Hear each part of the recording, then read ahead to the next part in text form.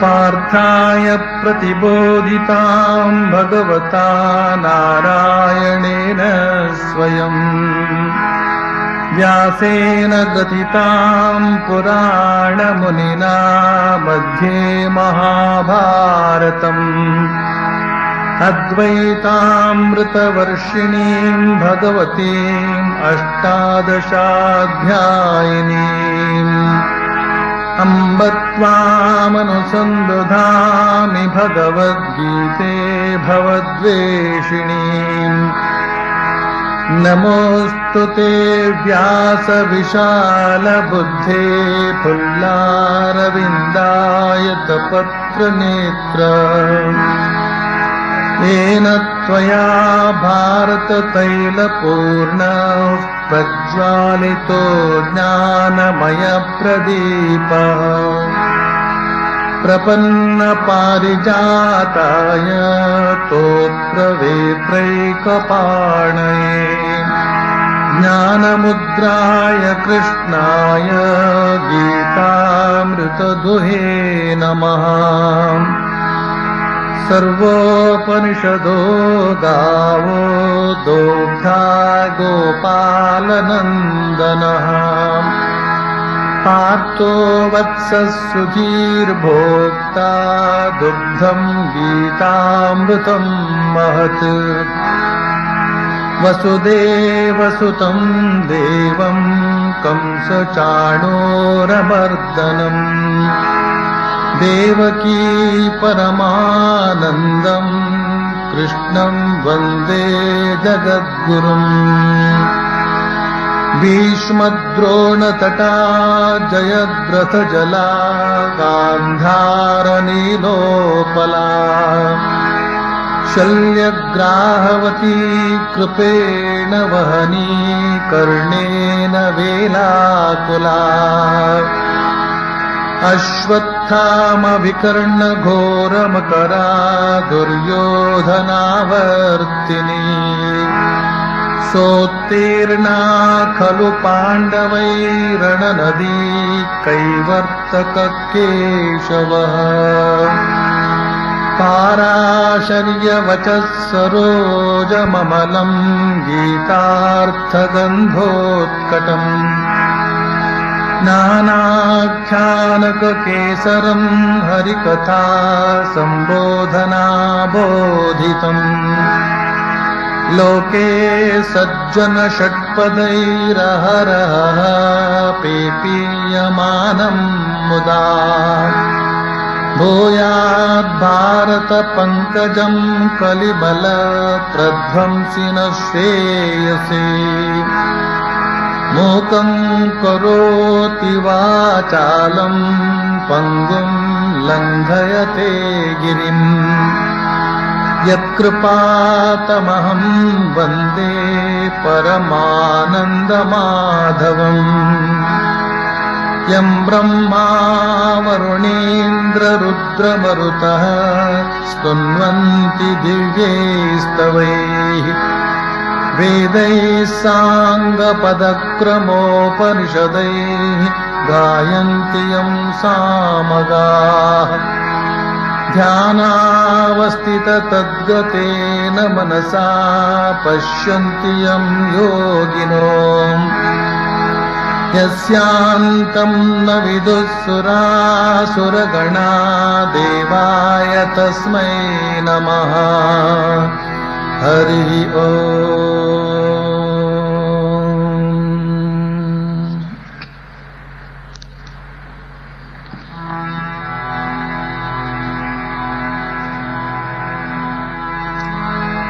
मय्यावेश्य मनो ये मां नित्ययुक्ता उपासते श्रद्धया परयोपेतास्ते मे युक्ततमा मताः। ಇದು ಶ್ರೀಕೃಷ್ಣ ಅರ್ಜುನನ ಪ್ರಶ್ನೆಗೆ ನೀಡಿದ ಉತ್ತರ. ಅರ್ಜುನ, ಯಾರು ನನ್ನಲ್ಲಿಯೇ ಮನಸ್ಸನ್ನಿಟ್ಟು ನಿತ್ಯ ಯುಕ್ತರಾಗಿ ಪರಮಶ್ರದ್ಧೆಯಿಂದ ಕೂಡಿ ನನ್ನನ್ನ ಉಪಾಸನೆ ಮಾಡ್ತಾರೋ ಅವರು ಯುಕ್ತ ತಮರು, ಅವರೇ ಯೋಗಿ ಶ್ರೇಷ್ಠರು ಅಂತ ಶ್ರೀಕೃಷ್ಣ ತನ್ನ ಅಭಿಪ್ರಾಯವನ್ನ ಈ ರೀತಿಯಲ್ಲಿ ಹೇಳ್ತಾ ಇದ್ದಾನೆ. ಅರ್ಜುನ ಕೇಳಿದ ಪ್ರಶ್ನೆಗೆ ಯಾವ ಪ್ರಶ್ನೆ ಅದು? ನಿನ್ನನ್ನ ಉಪಾಸಿಸುವವರು ಶ್ರೇಷ್ಠರು ಅಥವಾ ಅಕ್ಷರವಾದ ಅವ್ಯಕ್ತವನ್ನು ಉಪಾಸಿಸುವವರು ಶ್ರೇಷ್ಠರೋ ಅಂತನ್ನುವ ಪ್ರಶ್ನೆಗೆ ಶ್ರೀಕೃಷ್ಣ ನೇರವಾಗಿ ಒಂದೇ ಮಾತಿನಲ್ಲಿ ತನ್ನ ನಿಶ್ಚಿತ ಅಭಿಪ್ರಾಯವನ್ನ ತಿಳಿಸ್ತಾನೆ. ಇಲ್ಲಿ ಉಪಾಸನೆ ಅನ್ನುವ ಶಬ್ದವನ್ನ ಬಳಸಲಾಗಿದೆ. ಯಾರು ನನ್ನನ್ನು ಉಪಾಸನೆ ಮಾಡ್ತಾರೋ ಅಂತ. ಈ ಉಪಾಸನೆ ಅನ್ನುವ ಶಬ್ದಕ್ಕೆ ಏನರ್ಥ? ಸಾಮಾನ್ಯವಾಗಿ ಪೂಜೆ ಅಂತನ್ನುವ ಅರ್ಥವನ್ನು ಹೇಳ್ತಾರೆ. ಇದು ಕೂಡ ಸರಿಯೇ. ಆದರೆ ಯಾರು ಅವ್ಯಕ್ತನಾದ ಪರಬ್ರಹ್ಮವನ್ನು ಉಪಾಸನೆ ಮಾಡ್ತಾರೋ ಅಂತ ಈ ಮಾತನ್ನು ಹೇಳುವಾಗ ಈ ಉಪಾಸನೆ ಅಂತನ್ನುವ ಶಬ್ದಕ್ಕೆ ಪೂಜೆ ಅನ್ನುವ ಅರ್ಥ ಸರಿ ಬರೋದಿಲ್ಲ. ನಿರ್ಗುಣ ನಿರಾಕಾರನನ್ನ ಪೂಜೆ ಮಾಡೋದು ಹೇಗೆ? ಆದ್ರಿಂದ ಉಪಾಸನೆ ಅಂದ್ರೆ ಮನಸ್ಸನ್ನ ಭಗವಂತನ ಕಡೆಗೆ ಹರಿಸುವಂತಹ ಧ್ಯಾನ ಅಂತ ಅರ್ಥ ಮಾಡಿಕೊಳ್ಬೇಕು. ಭಗವಂತನ ಸಗುಣ ಸಾಕಾರದ ಮೇಲೂ ಧ್ಯಾನ ಮಾಡಬಹುದು, ಅವನ ನಿರ್ಗುಣ ನಿರಾಕಾರದ ಮೇಲೂ ಧ್ಯಾನ ಮಾಡಬಹುದು. ಆದ್ರಿಂದ ಉಪಾಸನೆ ಅನ್ನುವ ಪದಕ್ಕೆ ಇಲ್ಲಿ ಧ್ಯಾನ ಅಂತನ್ನುವ ಅರ್ಥವನ್ನು ಇಟ್ಕೊಂಡ್ರೆ ಹೆಚ್ಚು ಸಮಂಜಸವಾಗುತ್ತೆ. ಶ್ರೀಕೃಷ್ಣ ತನ್ನ ಸಗುಣ ಸಾಕಾರದ ಮೇಲೆ ಧ್ಯಾನ ಮಾಡುವವರು ಅಂದ್ರೆ ಉಪಾಸನೆ ಮಾಡುವವರು ಶ್ರೇಷ್ಠರು ಅಂತ ಹೇಳಿದ ಮೇಲೆ ಈಗ ನಿರ್ಗುಣ ನಿರಾಕಾರೋಪಾಸನೆ ಮಾಡುವವರ ವಿಚಾರವಾಗಿ ಹೇಳ್ತಾನೆ. ಸಗುಣೋಪಾಸಕರು ಶ್ರೇಷ್ಠರು ಅಂತ ಹೇಳಿದ್ರೆ ನಿರ್ಗುಣೋಪಾಸಕರು ಶ್ರೇಷ್ಠರಲ್ವೇ ಅನ್ನುವ ಪ್ರಶ್ನೆ ಹೇಳಬಹುದಲ್ವೇ? ಅದಕ್ಕೆ ಶ್ರೀಕೃಷ್ಣ ಹೇಳ್ತಾನೆ,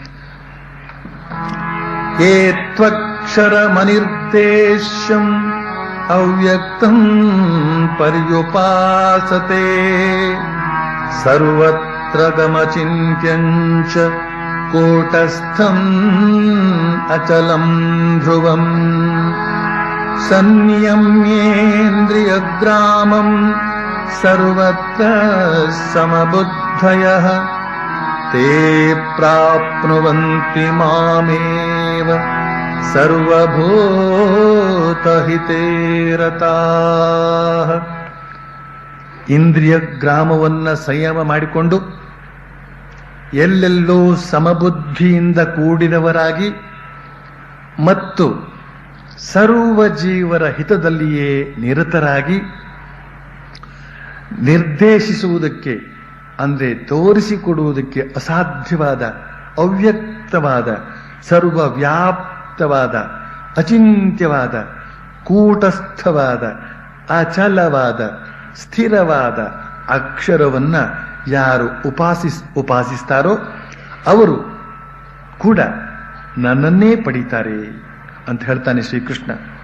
ಇಲ್ಲಿ ಶ್ರೀಕೃಷ್ಣ ಅವ್ಯಕ್ತವಾದ ನಿರಾಕಾರ ಬ್ರಹ್ಮವನ್ನ ಉಪಾಸನೆ ಮಾಡುವವನು ಕೂಡ ಪಡೆಯುವುದು ನನ್ನನ್ನೇ, ತೇ ಪ್ರಾಪ್ನುವಂತಿ ಮಾಮೇವ ಅಂತ ಹೇಳ್ತಾ ಇದ್ದಾನೆ. ಇದೊಂದು ಬಹಳ ಮುಖ್ಯವಾದಂತಹ ಘೋಷಣೆ. ಶ್ರೀಕೃಷ್ಣ ಹೀಗೆ ಘೋಷಿಸಿದಾಗ ಏನು ಅರ್ಥವಾಗುತ್ತೆ ಅಂತಂದ್ರೆ, ಯಾರು ಸಾಕಾರನಾದ ಶ್ರೀಕೃಷ್ಣನೋ ಅವನೇ ನಿರಾಕಾರನಾದ ಪರಬ್ರಹ್ಮ ಅಂತ. ಆದ್ರಿಂದಲೇ ಶುದ್ಧ ಬ್ರಹ್ಮ ಪರಾತ್ಪರ ರಾಮ ಅಂತ ಕರೆಯಲಾಗಿದೆ. ಆದ್ರಿಂದಲೇ ಸತ್ಯ ಸನಾತನ ಸುಂದರ ಶ್ಯಾಮ ಅಂತ ಕರೆಯಲಾಗಿದೆ. ಶ್ರೀರಾಮಕೃಷ್ಣರು ಹೇಳ್ತಾ ಇದ್ದಂತೆ, ಯಾರು ಸಾಕಾರನೋ ಅವನೇ ನಿರಾಕಾರ, ಯಾರು ನಿರಾಕಾರನೋ ಅವನೇ ಸಾಕಾರ. ನೀರಿಗೆ ಆಕಾರ ಇಲ್ಲ, ಆದರೆ ಶೀತಲತೆಯ ಆಧಿಕ್ಯದಿಂದ ಗಡ್ಡೆ ಕಟ್ಟಿದಾಗ ಅದಕ್ಕೊಂದು ಆಕಾರ ಬರುತ್ತೆ. ಆದ್ದರಿಂದ ನೀರೇ ಮಂಜುಗಡ್ಡೆ, ಮಂಜುಗಡ್ಡೆಯೇ ನೀರು. ಆದ್ದರಿಂದಲೇ ಶ್ರೀಕೃಷ್ಣ ಹೇಳಿದಂತೆ ಅವ್ಯಕ್ತ ಪರಬ್ರಹ್ಮನನ್ನ ಉಪಾಸನೆ ಮಾಡುವವರು ಕೂಡ ಕೊನೆಗೆ ಸೇರ್ತಕ್ಕಂತಹದ್ದು ಆ ಸಗುಣ ಸಾಕಾರನಾದ ಶ್ರೀಕೃಷ್ಣ ಪರಮಾತ್ಮನನ್ನೇ. ಇಲ್ಲಿ ಈ ಅವ್ಯಕ್ತ ಪರಬ್ರಹ್ಮದ ಸ್ವರೂಪ ಪರಿಚಯ ಮಾಡಿಸಿಕೊಡ್ತಾ ಇದ್ದಾನೆ ಶ್ರೀಕೃಷ್ಣ. ಹೇಗೆ? ಏತ್ವಕ್ಷರಮನಿರ್ದೇಶ್ಯಂ ಅವ್ಯಕ್ತಂ ಪರ್ಯುಪಾಸತೆ ಸರ್ವತ್ರ ಗಮಚಿಂತ್ಯಂಚ ಕೂಟಸ್ಥಮಚಲಂ ಧ್ರುವಂ ಅಂತ ಪರಬ್ರಹ್ಮದ 8 ಲಕ್ಷಣಗಳನ್ನ ಹೇಳಿದ್ದಾನೆ ಶ್ರೀಕೃಷ್ಣ ಇಲ್ಲಿ. 1ನೇ ಲಕ್ಷಣ ಯಾವುದು ಅಂದ್ರೆ ಅನಿರ್ದೇಶ್ಯ. ಅನಿರ್ದೇಶ್ಯ ಅಂತಂದ್ರೆ ಏನರ್ಥ? ನಿರ್ದೇಶಿಸಿ ಕೊಡುವುದಕ್ಕೆ ಅಂದ್ರೆ ತೋರಿಸಿ ಕೊಡೋದಕ್ಕೆ ಸಾಧ್ಯವಿಲ್ಲದಿರುವಂತಹದ್ದು ಅಂತ. ಕಣ್ಣಿಗೆ ಗೋಚರಿಸುವ ವಸ್ತುವಾದ್ರೆ ಅದು ಅಲ್ಲಿದೆ ನೋಡಿ ಅಥವಾ ಇಲ್ಲಿದೆ ನೋಡಿ ಅಂತ ಬೆಟ್ಟಿಟ್ಟು ತೋರಿಸಿಕೊಡಬಹುದು. ಉದಾಹರಣೆಗೆ ಶ್ರೀಕೃಷ್ಣನಿಗೆ ಆಕಾರ ಇದೆ, ಆದ್ರಿಂದ ಅವನ ಕಡೆಗೆ ಬೆರಳು ತೋರಿಸಿ ಹೇಳಬಹುದು ಇವನೇ ಶ್ರೀಕೃಷ್ಣ ಅಂತ. ಅಥವಾ ಅವನನ್ನ ಮುಟ್ಟಿ ಕೂಡ ತೋರಿಸಬಹುದು ಇವನೇ ಶ್ರೀಕೃಷ್ಣ ಅಂತ. ಆದರೆ ಪರಬ್ರಹ್ಮ ವಸ್ತುವಿಗೆ ಆಕಾರವೇ ಇಲ್ಲದೆ ಇರೋದ್ರಿಂದ ಅದನ್ನ ಇದೇ ಪರಬ್ರಹ್ಮ ಅಂತ ನಿರ್ದೇಶಿಸಿ ಹೇಳೋದಕ್ಕೆ ಸಾಧ್ಯವಿಲ್ಲ. ಆದ್ರಿಂದ ಅದು ಅನಿರ್ದೇಶ್ಯ. 2ನೇ ಲಕ್ಷಣ ಯಾವುದು ಅಂತಂದ್ರೆ ಅವ್ಯಕ್ತ. ವ್ಯಕ್ತವಾಗದೆ ಇರುವುದರಿಂದ ಅದು ಅವ್ಯಕ್ತ. ಇಂದ್ರಿಯ ಗೋಚರವಾದದ್ದೆಲ್ಲವೂ ವ್ಯಕ್ತ, ಇಂದ್ರಿಯ ಗೋಚರವಲ್ಲದೆ ಇರತಕ್ಕಂತಹದ್ದೆಲ್ಲವೂ ಅವ್ಯಕ್ತ. ನೀರು ಇಂದ್ರಿಯ ಗೋಚರ, ಅದನ್ನು ನಾವು ಕಣ್ಣಿನಿಂದ ಕಾಣಬಹುದು. ಆದರೆ ಜಲಜನಕ, ಆಮ್ಲಜನಕ ಅವುಗಳನ್ನ ಕಣ್ಣಿಂದ ನೋಡೋದು ಸಾಧ್ಯವೇ? ಆದರೆ ಅದೇ ಜಲಜನಕ ಆಮ್ಲಜನಕಗಳಿಂದಲೇ ಉತ್ಪತ್ತಿಯಾಗಿ ವ್ಯಕ್ತವಾದಾಗ ಆ ನೀರನ್ನ ಈ ಕಣ್ಣಿನಿಂದ ನೋಡಬಹುದಾಗಿದೆ. ಹಾಗೆಯೇ ಇದೇ ಜಗತ್ತಿನ ಮೂಲ ರೂಪವಾದ ಪರಬ್ರಹ್ಮ ಅವ್ಯಕ್ತ.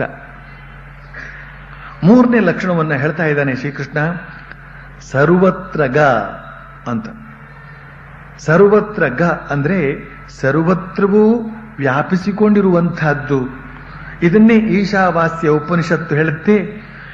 ಈಶಾವಾಸ್ಯಮಿದಗ್ ಸರ್ವೈ ಯತ್ಕಿಂಚ ಜಗತ್ಯಾಂ ಜಗತ್. ಈ ಜಗತ್ತಿನಲ್ಲಿ ಏನೇನಿದೆಯೋ ಎಲ್ಲವನ್ನೂ ಭಗವಂತ ವ್ಯಾಪಿಸಿಕೊಂಡಿದ್ದಾನೆ ಅಂತ. ಈಗ 4ನೇ ಲಕ್ಷಣವನ್ನು ಹೇಳ್ತಾ ಇದ್ದಾನೆ ಶ್ರೀಕೃಷ್ಣ, ಆ ಪರಬ್ರಹ್ಮವನ್ನ ಅಚಿಂತ್ಯ ಅಂತ. ಚಿಂತಿಸುವ ಅಥವಾ ಆಲೋಚಿಸುವ ಕೆಲಸ ಮನಸ್ಸಿನದ್ದು. ಆದರೆ ಈ ಮನಸ್ಸು ಯಾವುದರ ಕುರಿತಾಗಿ ಆಲೋಚಿಸಬಲ್ಲದು? ಯಾವುದಕ್ಕೆ ನಾಮರೂಪ ಇದೆಯೋ ಅದರ ಕುರಿತಾಗಿ ಮಾತ್ರವೇ ಅದು ಆಲೋಚಿಸಬಲ್ಲದು, ಗ್ರಹಿಸಬಲ್ಲದು. ಆದರೆ ಪರಬ್ರಹ್ಮ ವಸ್ತು ಅಗೋಚರ, ನಿರಾಕಾರ. ಆದ್ರಿಂದ ಅದನ್ನ ಮನಸ್ಸು ಚಿಂತಿಸಿ ತಿಳಿಯಲಾರದು. ಇದನ್ನೇ ತೈತ್ತಿರೀಯ ಉಪನಿಷತ್ತು ಹೀಗೆ ಹೇಳುತ್ತೆ, ಯತೋ ವಾಚೋ ನಿವರ್ತಂತೆ ಅಪ್ರಾಪ್ಯ ಮನಸಾ ಸಹ.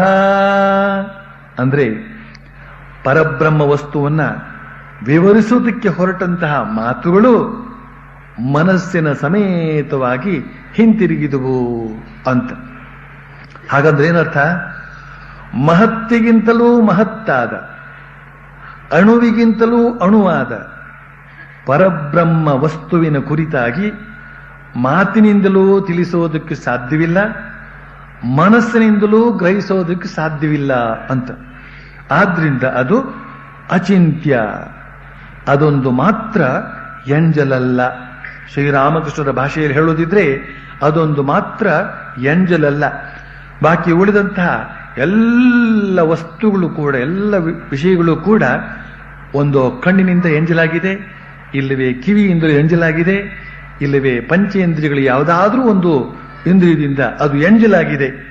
ಆದರೆ ಪರಬ್ರಹ್ಮವನ್ನ ಯಾವ ಇಂದ್ರಿಯವೂ ಮುಟ್ಟಲಾರದು. ಆದ್ರಿಂದ ಅದು ಎಂಜಲಾಗಿಲ್ಲ. ಆದ್ರಿಂದ ಅದು ಅಚಿಂತ್ಯ. 5ನೇ ಲಕ್ಷಣವನ್ನು ಹೇಳ್ತಾ ಇದ್ದಾನೆ, ಕೂಟಸ್ಥ. ಅಂದ್ರೆ ಕೂಟದಂತೆ ಸ್ಥಿರವಾಗಿ ಇರುವವನು ಅಂತ ಅರ್ಥ. ಕೂಟ ಅಂದ್ರೇನು? ಕೂಟ ಅಂದ್ರೆ ಕಮ್ಮಾರನ ಅಡಿಗಲ್ಲು ಅಥವಾ ಅಕ್ಕಸಾಲಿಗನ ಅಡಿಗಲ್ಲು. ಅಕ್ಕಸಾಲಿಗ ಈ ಅಡಿಗಲ್ಲಿನ ಮೇಲೆ ಚಿನ್ನವನ್ನ ಬಡಿದು ಬಡಿದು ನಾನಾ ಆಕಾರದ ಆಭರಣಗಳನ್ನ ತಯಾರಿಸ್ತಾನೆ. ಈ ಅಡಿಗಲ್ಲು ಅಷ್ಟೊಂದು ಕೊಡತಿಯ ಏಟುಗಳನ್ನು ತಿಂದರೂ ಅದು ಮಾತ್ರ ಅಲಗಾಡುವುದೂ ಇಲ್ಲ, ವಿಕಾರ ಹೊಂದೋದೂ ಇಲ್ಲ. ಅದರ ಮೇಲೆ ಇರತಕ್ಕಂತಹ ಚಿನ್ನ ಕೊಡತಿಯ ಏಟಿನಿಂದ ನಾನಾ ಬಗೆಯ ವಿಕಾರವನ್ನು ಹೊಂದಿದರೂ ಆ ಅಡಿಗಲ್ಲು ಮಾತ್ರ ಯಾವ ವಿಕಾರವನ್ನು ಹೊಂದದೆ ಸ್ಥಿರವಾಗಿರುತ್ತೆ. ಹಾಗೇನೇನೆ ಆಧಾರ ಸ್ವರೂಪಿಯಾದ ಈ ಪರಬ್ರಹ್ಮ ವಸ್ತುವಿನ ಒಳಗೆ ಏನೇನು ನಡೀತಾ ಇದೆ, ಸೃಷ್ಟಿ ನಡೀತಾ ಇದೆ, ಸ್ಥಿತಿ ನಡೀತಾ ಇದೆ, ಪ್ರಳಯ ನಡೀತಾ ಇದೆ, ಇವುಗಳು ನಡೀತಲೇ ಇರುತ್ತವೆ. ಆದರೂ ಕೂಡ ಪರಬ್ರಹ್ಮದಲ್ಲಿ ಮಾತ್ರ ಯಾವ ವಿಕಾರವೂ ಆಗೋದಿಲ್ಲ. ಆದ್ರಿಂದ ಅದನ್ನ ಕೂಟಸ್ಥ ಅಂತ ಕರೆಯಲಾಗಿದೆ. ಅಂದ್ರೆ ಸಾಕ್ಷಿ ಸ್ವರೂಪ ಅಂತ ಅರ್ಥ. 6ನೆಯ ಲಕ್ಷಣವನ್ನ ಹೇಳ್ತಾನೆ, ಅಚಲಂ. ಅಂದ್ರೆ ಪರಬ್ರಹ್ಮ ವಸ್ತು ಯಾವುದೇ ಬಗೆಯ ಚಲನೆಯೂ ಇಲ್ಲದೆ ಅಚಲವಾಗಿರುತ್ತೆ ಅಂತ. ಅನಂತವಾದ ವಸ್ತು ಚಲಿಸೋದಾದ್ರೂ ಎಲ್ಲಿಗೆ? ಈ ಜಗತ್ತಿನಲ್ಲಿ ಪ್ರತಿಯೊಂದು ವಸ್ತುವು ಚಲಿಸ್ತಾ ಇದೆ. ಗತಿ ಅಂದ್ರೆ ಚಲನೆ, ಗತಿ ಉಳ್ಳದೇ ಜಗತ್ತು. ಇದಕ್ಕೆ ಜಗತ್ತು ಅಂತ ಯಾತಕ್ಕೆ ಹೆಸರು ಬಂತು ಅಂದ್ರೆ ಇದಕ್ಕೆ ಗತಿ ಇದೆ, ಚಲಿಸ್ತಾ ಇರುತ್ತೆ ಇದು. ಹೀಗೆ ಸಕಲ ಗ್ರಹ ನಕ್ಷತ್ರಗಳಿಂದ ಕೂಡಿದ ಇಡೀ ಜಗತ್ತೇ ಚಲಿಸ್ತಾ ಇದ್ರೂ ಕೂಡ ಆಕಾಶ ಮಾತ್ರ ಅಚಲವಾಗಿರುತ್ತೆ. ಯಾಕೆ? ಅದು ಅನಂತ. ಈ ಆಕಾಶಕ್ಕೂ ಆಧಾರವಾದಂತಹ ಪರಬ್ರಹ್ಮ ವಸ್ತು ಅದು ಇನ್ನು ಚಲಿಸೋದುಂಟೆ. ಆದ್ರಿಂದ ಅದನ್ನ ಅಚಲ ಅಂತ ಕರೆಯಲಾಗಿದೆ. 7ನೇ ಲಕ್ಷಣವನ್ನು ಹೇಳ್ತಾ ಇದ್ದಾನೆ, ಧ್ರುವಂ ಅಂತ. ಧ್ರುವ ಅಂದ್ರೆ ಸ್ಥಿರವಾದದ್ದು, ಶಾಶ್ವತವಾದದ್ದು ಅಂತ ಅರ್ಥ. ಧ್ರುವ ನಕ್ಷತ್ರ ಅಂತ ಉತ್ತರ ದಿಕ್ಕಿನಲ್ಲಿದೆ. ಎಲ್ಲ ನಕ್ಷತ್ರಗಳು ಕೂಡ ಮೂಡಿ ಮುಳುಗುತ್ತವೆ. ಆ ಧ್ರುವ ನಕ್ಷತ್ರ ಮಾತ್ರ ಎಲ್ಲಿದೆಯೋ ಅಲ್ಲೇ ಇರುತ್ತೆ. ಅದು ಅಲ್ಲಿ ಸ್ಥಿರವಾಗಿ ಇರೋದ್ರಿಂದಲೇ ಅದಕ್ಕೆ ಧ್ರುವ ನಕ್ಷತ್ರ ಅಂತ ಹೆಸರು ಬಂದಿದೆ. ಈಗ 8ನೇ ಲಕ್ಷಣವನ್ನು ಹೇಳ್ತಾನೆ, ಅಕ್ಷರ ಅಂತ. ಕ್ಷರ ಅಂದ್ರೆ ನಾಶ, ಅಕ್ಷರ ಅಂದ್ರೆ ನಾಶವಿಲ್ಲದ್ದು ಅಂತ ಅರ್ಥ. ರೂಪವಿರತಕ್ಕಂತಹ ಪ್ರತಿಯೊಂದಕ್ಕೂ ನಾಶವಿದೆ, ಸೃಷ್ಟಿಯಾದ ಪ್ರತಿಯೊಂದು ವಸ್ತುವಿಗೂ ನಾಶವಿದೆ. ಆದರೆ ಪರಬ್ರಹ್ಮ ವಸ್ತುವಿಗೆ ಸೃಷ್ಟಿಯೂ ಇಲ್ಲ, ಅಂದ್ರೆ ಅದು ಹುಟ್ಟೋದೂ ಇಲ್ಲ. ಆದ್ರಿಂದ ಅದಕ್ಕೆ ರೂಪವೂ ಇಲ್ಲ, ಆದ್ರಿಂದಲೇ ಅದಕ್ಕೆ ನಾಶವೂ ಇಲ್ಲ. ಅದೇ ಪರಬ್ರಹ್ಮ ವಸ್ತು ಏನಾದರೂ ಅವತಾರ ತಾಳಿ ಆಕಾರವನ್ನು ಹೊಂದಿತು ಅಂತಂದ್ರೆ ಒಂದು ದಿನ ಆ ಆಕಾರವನ್ನು ಬಿಟ್ಟು ಹೊರಟು ಹೋಗಬೇಕಾಗತ್ತೆ. ಆದ್ರಿಂದ ಆ ಪರಬ್ರಹ್ಮ ವಸ್ತುವನ್ನು ಬಿಟ್ಟು ಬಾಕಿ ಉಳಿದ ಪ್ರತಿಯೊಂದು ಆಕಾರ ಇರತಕ್ಕಂಥ ವಸ್ತುಗಳೆಲ್ಲವೂ ಕ್ಷರ ನಾಶವುಳ್ಳವುಗಳು. ಆದರೆ ಪರಬ್ರಹ್ಮ ವಸ್ತು ಒಂದೇ ನಾಶವಿಲ್ಲದಿರತಕ್ಕಂತಹದ್ದು. ಅದರಿಂದ ಅದನ್ನು ಅಕ್ಷರ ಅಂತ ಕರೆಯಲಾಗಿದೆ. ನಾವು ಬರೆಯತಕ್ಕಂತಹ ಅಕ್ಷರಕ್ಕೂ ಕೂಡ ಅಕ್ಷರ ಅಂತ ಯಾತಕ್ಕೆ ಹೆಸರು ಅಂತಂದ್ರೆ ಅದು ಕೂಡ ಯಾವುದೇ ಬಗೆಯ ವಿಕಾರ ಹೊಂದದೇ ಇರತಕ್ಕಂಥದ್ದು. ಅ, ಆ, ಇ, ಉ ಇವುಗಳು ಯಾವ ವಿಕಾರವನ್ನು ಹೊಂದೋದಿಲ್ಲ. ಕ ಅದು ವಿಕಾರ ಹೊಂದುತ್ತದೆ. ಹೇಗೆ? ಕ, ಕ, ಕಿ, ಕು, ಕೆ, ಕೈ, ಕೋ, ಕಂ, ಕಹ ಇತ್ಯಾದಿ ಒಂದೊಂದು ವರ್ಣವೂ ಕೂಡ ವ್ಯತ್ಯಾಸ ಹೊಂದುತ್ತದೆ. ಆದರೆ ಅಕ್ಷರ ವ್ಯತ್ಯಾಸ ಹೊಂದೋದಿಲ್ಲ. ಆದ್ರಿಂದೇ ಅದಕ್ಕೆ ಅಕ್ಷರ ಅಂತ ಹೆಸರು ಬಂದಿದೆ. ಹೀಗೆ ಈ 8 ಲಕ್ಷಣಗಳ ಮೂಲಕ ಶ್ರೀಕೃಷ್ಣ ಆ ಅವ್ಯಕ್ತ ನಿರಾಕಾರ ಬ್ರಹ್ಮದ ಸ್ವರೂಪವನ್ನ ತಿಳಿಸೋದಕ್ಕೆ ಪ್ರಯತ್ನಿಸ್ತಿದ್ದಾನೆ. ಮತ್ತು ಆ ಪರಬ್ರಹ್ಮದ ಉಪಾಸನೆಯನ್ನು ಮಾಡಬೇಕಾದ ಕ್ರಮವನ್ನು ಕೂಡ ಹೇಳ್ತಾ ಇದ್ದಾನೆ. ಹೇಗೆ? ಸಂಯಮ್ಯೇಂದ್ರಿಯ ಗ್ರಾಮಂ ಸರ್ವತ್ರ ಸಮಬುದ್ಧಯಃ ತೇ ಪ್ರಾಪ್ನುವಂತಿ ಮಾಮೇವ ಸರ್ವಭೂತಹಿತೇ ರತಾಃ. ಪರಬ್ರಹ್ಮೋಪಾಸನೆ ಅಂತ ಹೇಳ್ತಕ್ಕಂಥದ್ದು ಯಶಸ್ವಿಯಾಗಬೇಕಾದ್ರೆ ಇಲ್ಲಿ ಶ್ರೀಕೃಷ್ಣ 3 ಮುಖ್ಯವಾದ ಸಾಧನಾ ವಿಧಾನವನ್ನ ತಿಳಿಸ್ತಾ ಇದ್ದಾನೆ. ಒಂದನೇದು, ಮೊದಲನೇದು ಇಂದ್ರಿಯ ಸಮೂಹವನ್ನ ಸಂಯಮ ಮಾಡಿರಬೇಕು. ಎರಡನೇದು, ಪ್ರತಿಯೊಂದು ವಿಷಯದಲ್ಲೂ ಸಮಬುದ್ಧಿ ಇರಬೇಕು. ಮೂರನೆಯದು, ಸರ್ವ ಜೀವರ ಹಿತದಲ್ಲಿ ನಿರತನಾಗಿರಬೇಕು ಅಂತ. ಇಲ್ಲಿ ಇಂದ್ರಿಯ ಸಮೂಹವನ್ನ ಸಂಯಮ ಮಾಡ್ತಕ್ಕಂಥ ವಿಷಯವನ್ನ ಪ್ರಧಾನವಾಗಿ ಹೇಳ್ತಾ ಇದ್ದಾನೆ ಶ್ರೀಕೃಷ್ಣ. ಇಂದ್ರಿಯ ಸಮೂಹ ಅಂದ್ರೆ ಯಾವುದದು? ಕಣ್ಣು, ಕಿವಿ, ಮೂಗು, ನಾಲಿಗೆ, ಚರ್ಮ, ಇವೇ ಇಂದ್ರಿಯ ಗ್ರಾಮ ಅಥವಾ ಇಂದ್ರಿಯ ಸಮೂಹ. ಪರಬ್ರಹ್ಮೋಪಾಸನೆ ಮಾಡಿ ನಿರ್ವಿಕಲ್ಪ ಸಮಾಧಿಯನ್ನ ಹೊಂದಿ ಅದನ್ನ ಸಾಕ್ಷಾತ್ಕಾರ ಮಾಡಿಕೊಳ್ಬೇಕು ಅಂತನ್ನುವರು ತಮ್ಮ ಪ್ರತಿಯೊಂದು ಇಂದ್ರಿಯವನ್ನು ಹತೋಟಿಯಲ್ಲಿ ಇಟ್ಕೊಂಡಿರಲೇಬೇಕು ಅಂತ ಹೇಳ್ತಾ ಇದ್ದಾನೆ ಶ್ರೀಕೃಷ್ಣ. ಯಾರು ಹತೋಟಿಯಲ್ಲಿ ಇಟ್ಕೊಂಡಿರಬೇಕು? ಯಾರು ನಿರ್ವಿಕಲ್ಪ ಸಮಾಧಿಯ ಮೂಲಕ ಆ ಪರಬ್ರಹ್ಮದ ಸಾಕ್ಷಾತ್ಕಾರ ಮಾಡಿಕೊಳ್ಬೇಕು ಅಂತ ಇಷ್ಟವುಳ್ಳವರಾಗಿದ್ದಾರೋ ಅವರು ಮಾತ್ರ. ಬಾಕಿ ಉಳಿದವರು ಯಥಾವತ್ತಾಗಿ ಇರಬಹುದು, ಏನೂ ತೊಂದರೆ ಇಲ್ಲ. ಇಂದ್ರಿಯವನ್ನು ಹತೋಟಿಯಲ್ಲಿ ಇಟ್ಕೊಂಡಿರಬೇಕು ಅಂತ ಹೇಳ್ತಕ್ಕಂತಹ ಮಾತನ್ನ ಮೊದಲನೇದಾಗಿ ಹೇಳಿ, ಇದೊಂದು ಬಹಳ ಮುಖ್ಯವಾದ ವಿಚಾರ ಅಂತ ನಾವು ಅದನ್ನ ವಿಮರ್ಶೆ ಮಾಡಿ ನೋಡಬೇಕಾಗತ್ತೆ. ಯಾಕೆಂದ್ರೆ ನಮ್ಮ ಪಂಚೇಂದ್ರಿಯಗಳ ಸ್ವಭಾವ ಏನು ಅಂತಂದ್ರೆ ಹೊರಮುಖವಾಗಿ ಓಡುವಂತಹದ್ದು. ವಿಶಾಲವಾದ ಹೊರ ಜಗತ್ತಿನಲ್ಲಿ ಏನೇನಿದೆಯೋ ಅವೆಲ್ಲವೂ ಕೂಡ ನಮ್ಮ ಪಂಚೇಂದ್ರಿಯಗಳಿಗೆ ಗೋಚರವಾಗುತ್ತವೆ. ಆದರೆ ನಮ್ಮ ಹೃದಯ ಗುಹೆಯಲ್ಲಿ ಇರತಕ್ಕಂತಹ ಪರಂಜ್ಯೋತಿ ಮಾತ್ರ ನಮಗೆ ಗೋಚರವಾಗ್ತಾ ಇಲ್ಲ. ಯಾಕೆ? ಈ ಪಂಚೇಂದ್ರಿಯಗಳಿಗೆ ಒಳಮುಖವಾಗಿ ಹರಿಯುವ ಪ್ರವೃತ್ತಿಯೇ ಇಲ್ಲ. ಈ ಪಂಚೇಂದ್ರಿಯಗಳು ತಾವೂ ಹೊರಮುಖವಾಗಿ ಓಡೋದಲ್ಲದೆ ನಮ್ಮ ಮನಸ್ಸನ್ನು ಕೂಡ ಹೊರಮುಖವಾಗಿ ಎಳೆದುಕೊಂಡು ಹೋಗ್ತಾ ಇರುತ್ತವೆ. ಆದ್ರಿಂದ ನಮ್ಮ ಮನಸ್ಸನ್ನ ನಮ್ಮ ಹೃದಯಾಂತರಂಗದಲ್ಲಿರುವಂತಹ ಪರಂಜ್ಯೋತಿಯ ಮೇಲೆ ಏಕಾಗ್ರಗೊಳಿಸೋದಕ್ಕೆ ನಮ್ಮಿಂದ ಸಾಧ್ಯವಾಗ್ತಾ ಇಲ್ಲ. ಆದ್ರಿಂದಲೇ ಕಠೋಪನಿಷತ್ತು ಹೇಳುತ್ತೆ, ಪರಾಂಚಿಖಾನಿ ವ್ಯತೃಣತ್ ಸ್ವಯಂಭೂ ತಸ್ಮಾತ್ ಪರಾಂಗ್ ಪಶ್ಯತಿ ನಾಂತರಾತ್ಮನ್ ಕಶ್ಚಿದ್ಧೀರ ಪ್ರತ್ಯಗಾತ್ಮಾನಮೈಕ್ಷತ್ ಆವೃತ್ತ ಚಕ್ಷು ಅಮೃತತ್ವಮಿಚ್ಛನ್. ಖಾನಿ ಅಂತಂದ್ರೆ ಇಂದ್ರಿಯಗಳು, ಸ್ವಯಂಭೂ ಅಂದ್ರೆ ಪರಮಾತ್ಮ. ಪರಮಾತ್ಮ ಏನ್ ಮಾಡ್ಬಿಟ್ಟಿದ್ದಾನೆ ಅಂತಂದ್ರೆ ನಮ್ಮ ಪಂಚೇಂದ್ರಿಯಗಳನ್ನ ಹೊರಮುಖವಾಗಿ ಇಟ್ಟಿದ್ದಾನೆ. ಆದ್ರಿಂದ ಅವು ಹೊರಗಣ ಜಗತ್ತನ್ನು ನೋಡುತ್ತವೆಯೇ ಹೊರತು ಒಳಗಡೆಯ ಅಂತರಾತ್ಮವನ್ನಲ್ಲ. ಆದರೆ ಕಶ್ಚಿದ್ಧೀರ ಪ್ರತ್ಯಗಾತ್ಮಾನಮೈಕ್ಷತ್ ಆವೃತ್ತ ಚಕ್ಷು ಅಮೃತತ್ವಮಿಚ್ಛನ್. ಎಲ್ಲೋ ಯಾವನೋ ಒಬ್ಬ ಧೀರ ವೀರ ಈ ಎಲ್ಲ ಇಂದ್ರಿಯಗಳ ಓಟವನ್ನ ಒಳಮುಖವಾಗಿ ಹರಿಸಿಕೊಂಡು ಪ್ರತ್ಯಗಾತ್ಮನನ್ನ ಅಂದ್ರೆ ಅಂತರಂಗದಲ್ಲೇ ಇರುವಂತಹ ಜ್ಯೋತಿರ್ಮಯನಾದ ಆತ್ಮನನ್ನ ಕಂಡು ಅಮೃತತ್ವವನ್ನು ಪಡಿತಾನೆ ಅಂತ ಹೇಳುತ್ತೆ ಕಠೋಪನಿಷತ್ತು. ಇಲ್ಲಿ ಇಂದ್ರಿಯ ಸಮೂಹವನ್ನು ಒಳಮುಖವಾಗಿ ಹರಿಸಬಲ್ಲಂತಹ ವ್ಯಕ್ತಿಯನ್ನ ಧೀರ ಅಂತ ಕರೆದಿದೆ ಕಠೋಪನಿಷತ್ತು.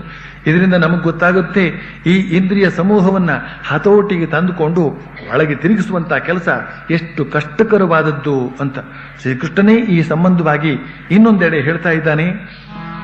ಶಕ್ನೋತಿ ಹೈವ ಯಸ್ಸೋಢುಂ ಪ್ರಾಕ್ಷರೀರ ವಿಮೋಕ್ಷಣಾತ್ ಕಾಮಕ್ರೋಧೋದ್ಭವಂ ವೇಗಂ ಸಯುಕ್ತ ಸಸುಖೀ ನರಃ.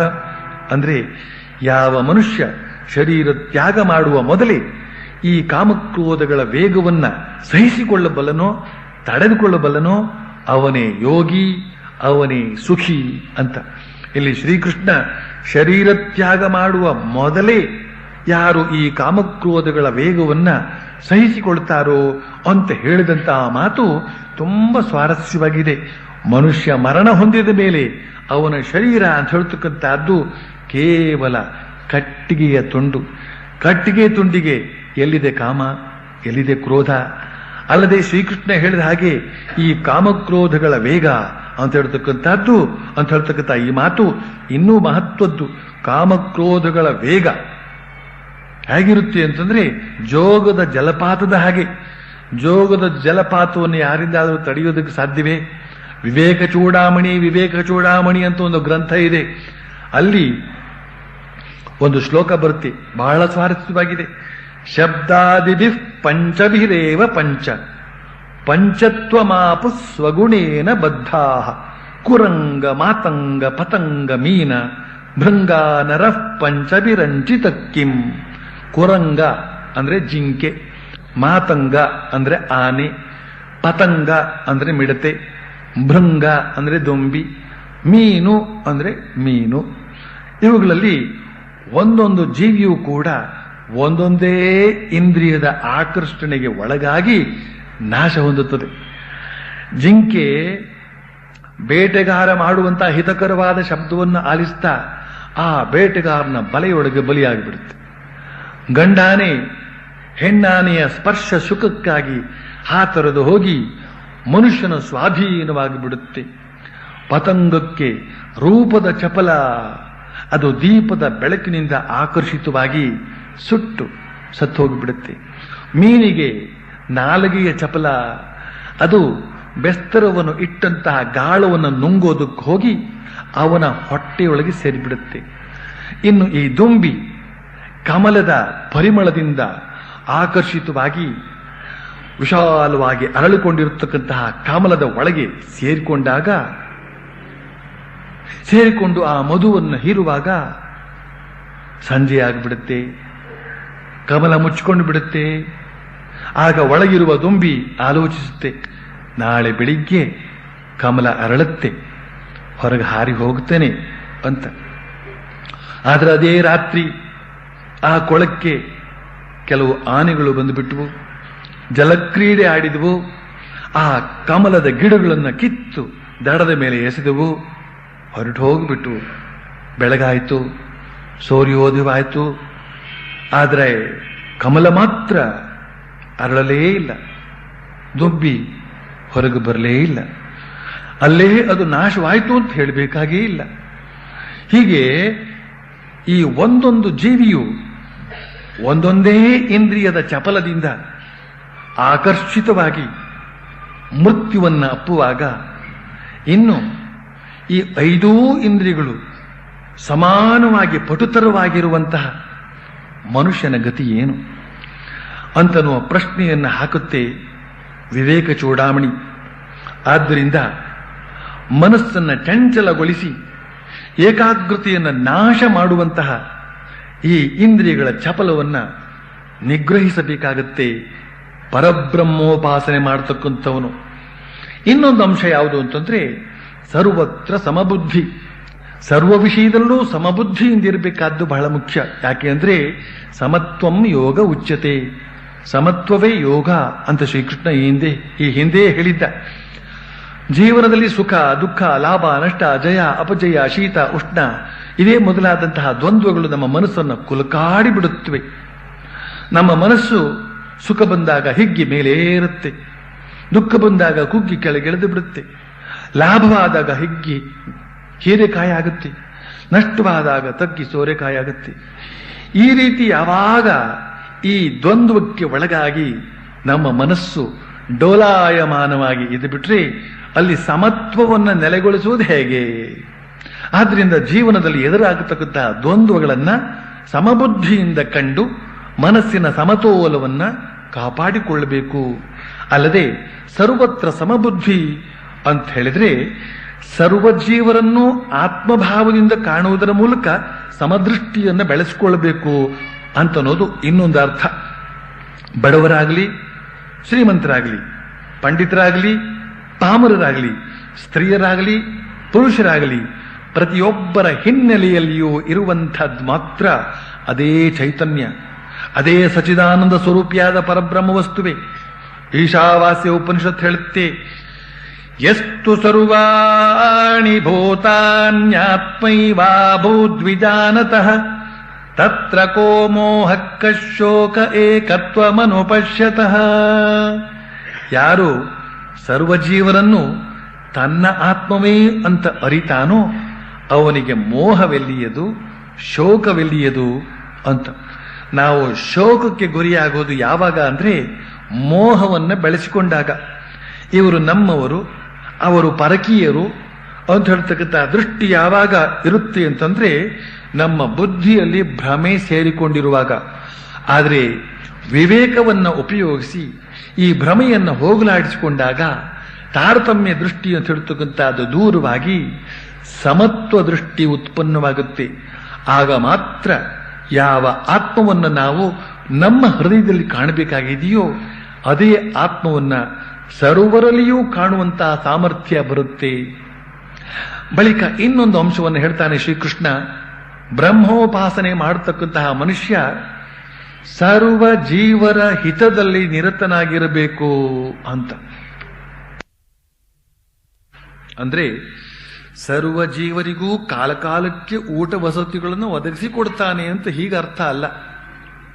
ಸರ್ವ ಜೀವರಿಗೂ ತ್ರಿಕರಣಪೂರ್ವಕವಾಗಿ ಯಾವ ಹಿಂಸೆಯನ್ನು ಮಾಡದೆ ಎಲ್ಲರನ್ನೂ ಅವರವರ ಸ್ವಾತಂತ್ರ್ಯಕ್ಕೆ ಬಿಟ್ಟು ಬಿಡತಕ್ಕಂಥದ್ದೇ ಸರ್ವಭೂತ ಹಿತದಲ್ಲಿ ರತವಾಗಿರುವುದು ಅಂತ ಅರ್ಥ.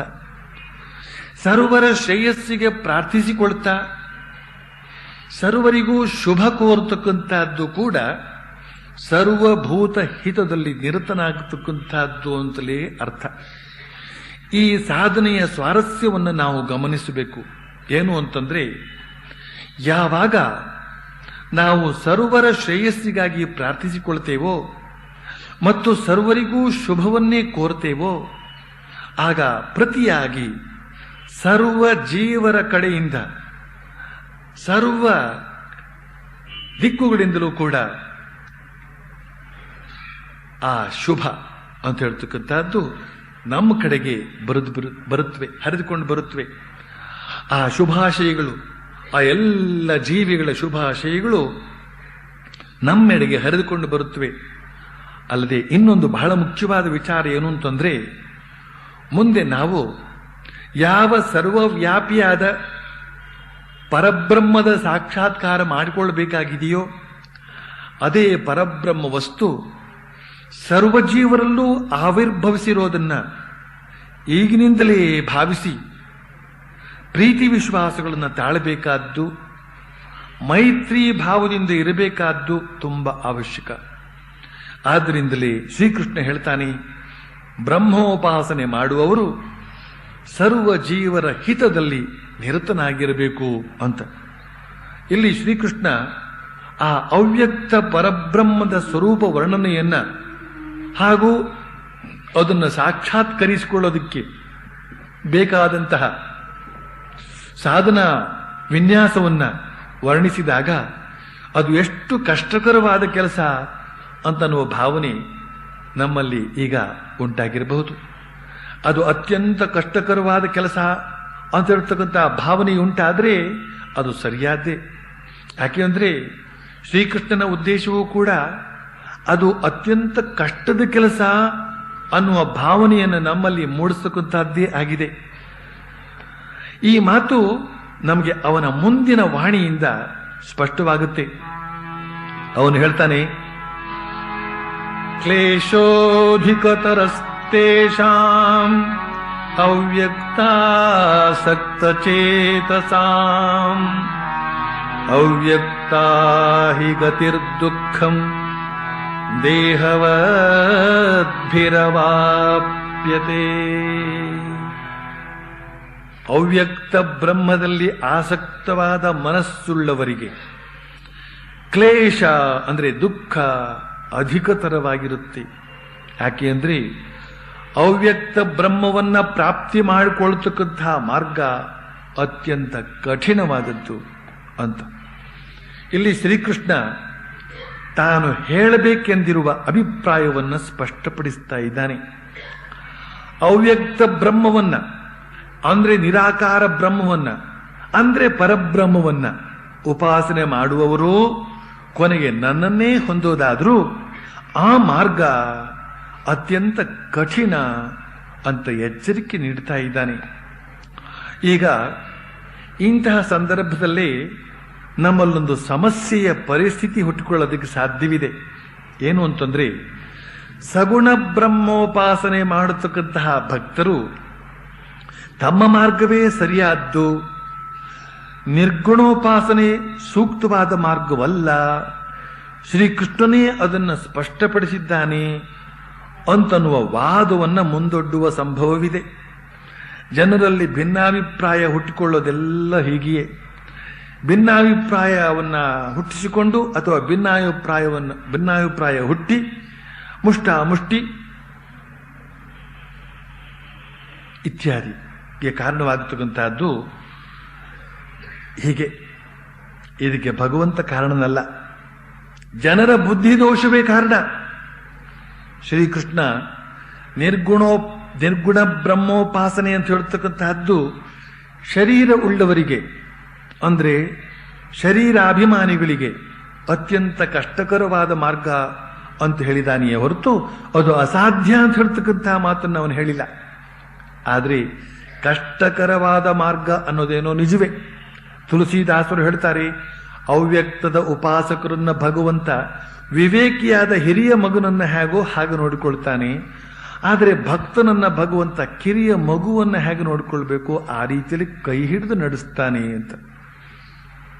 ಕಬೀರದಾಸರು ಹೇಳ್ತಾರೆ, ನಿರಾಕಾರ ನನ್ನ ತಂದೆ, ಸಾಕಾರ ನನ್ನ ತಾಯಿ ಅಂತ. ಅಂದ್ರೆ ಏನು ಹೇಳಿದಾಗುತ್ತೆ? ಇದರ ಅರ್ಥ ಏನು ಹೇಳಿದಾಗುತ್ತೆ? ತಂದೆ ಎಷ್ಟು ಕಠಿಣನೋ ಆ ನಿರಾಕಾರವು ತಿರಾಕಾರದ ಸಾಧನೆ, ಅದರ ಪ್ರಾಪ್ತಿ ಅದು ಕೂಡ ಅಷ್ಟೇ ಕಠಿಣ. ತಾಯಿ ಎಷ್ಟು ಸುಲಭಳೋ ಅಷ್ಟೇ ಸುಲಭ ಈ ಭಕ್ತಿಯೋಗ ಅಂತ. ಹೀಗೆ ನಿರ್ಗುಣೋಪಾಸನೆ ಸಗುಣೋಪಾಸನೆಗಳೆರಡು ಸೂಕ್ತವಾದ ಮಾರ್ಗಗಳೇ ಹೌದಾದರೂ ಕೂಡ ದೇಹಧಾರಿಯಾದವರಿಗೆ, ಅಂದ್ರೆ ದೇಹಾಭಿಮಾನ ಉಳ್ಳವರಿಗೆ, ದೇಹದ ಸುಖ ದುಃಖವೇ ಯಾರಿಗೆ ಹೆಚ್ಚಾಗಿರುತ್ತೋ ಅವರಿಗೆ ನಿರ್ಗುಣೋಪಾಸನೆ ಅತ್ಯಂತ ಕಷ್ಟಕರ ಅಂತ ತಿಳಿದುಕೊಳ್ಬೇಕು. ಯಾಕೆ ಅಂದ್ರೆ ದೇಹ ಭಾವನೆ ಇರುವವರಿಗೆ ಭೋಗಲಾಲಸೆ ತಪ್ಪೋದಿಲ್ಲ. ಭೋಗಲಾಲಸೆ ಇರುವವರಿಗೆ ಸೋಹಂ ಅಹಂ ಬ್ರಹ್ಮಾಸ್ಮಿ ಹಾಸ್ಯಾಸ್ಪದ. ಇಲ್ಲಿ ಶ್ರೀಕೃಷ್ಣ ಎರಡು ಮಾರ್ಗಗಳ ಕುರಿತಾಗಿ ಹೇಳೋದು ಕಂಡು ಬರುತ್ತೆ. ಒಂದು ಭಕ್ತಿ ಮಾರ್ಗ, ಇನ್ನೊಂದು ಜ್ಞಾನ ಮಾರ್ಗ. ಈಗ ಯಾವ ಮಾರ್ಗ ಯಾರಿಗೆ ಅನ್ನೋದನ್ನು ಅವರವರೇ ನಿರ್ಧಾರ ಕಂಡುಕೊಳ್ಬೇಕು. ಜ್ಞಾನ ಮಾರ್ಗದ ಮೂಲಕ ವೇಗವಾಗಿ ಸಾಗಿ ಪರಬ್ರಹ್ಮದ ಸಾಕ್ಷಾತ್ಕಾರ ಮಾಡ್ಕೊಂಡು ಬಿಡ್ತೇನೆ ಅಂತ ಮುನ್ನುಗ್ಗುವವನು ಮೊದಲು ತನ್ನ ಶರೀರಾಭಿಮಾನ ಎಷ್ಟರ ಮಟ್ಟಿಗೆ ಕಡಿಮೆ ಆಗಿದೆ ಅನ್ನೋದನ್ನು ನೋಡಿಕೊಳ್ಬೇಕು. ಅದಕ್ಕೆ ಶ್ರೀಕೃಷ್ಣ ಎಚ್ಚರಿಕೆಯ ಧ್ವನಿಯಲ್ಲಿ ಹೇಳ್ತಾ ಇದ್ದಾನೆ, ಕ್ಲೇಶೋಧಿಕತರಸ್ತೇಷಾಂ ಅವ್ಯಕ್ತಾಸಕ್ತಚೇತಸಾಂ ಅವ್ಯಕ್ತ ಹಿ ಗತಿರ್ದುಃಖಂ ದೇಹವದ್ಭಿರವಾಪ್ಯತೆ ಅಂತ. ಅಂದ್ರೆ ಜ್ಞಾನ ಮಾರ್ಗವನ್ನ ಅವಲಂಬಿಸುವವರಿಗೆ ಕ್ಲೇಶ ಅಂದ್ರೆ ದುಃಖ, ಕಷ್ಟ ಅಧಿಕತರ ಅಂತ. ಯಾಕೆ?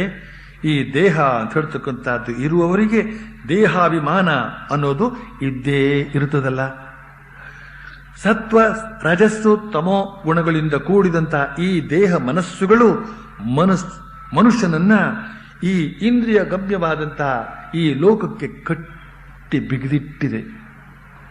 ಈ ಮಾಯಾಪಾಶವನ್ನು ಹರಿದು ಇಂದ್ರಿಯಾತೀತವಾದ ಪರಬ್ರಹ್ಮದ ಸ್ಥಿತಿಗೆ ಏರಬೇಕಾದ್ರೆ ಅದು ಸುಲಭದ ಮಾತಾಯ್ತೇನೋ?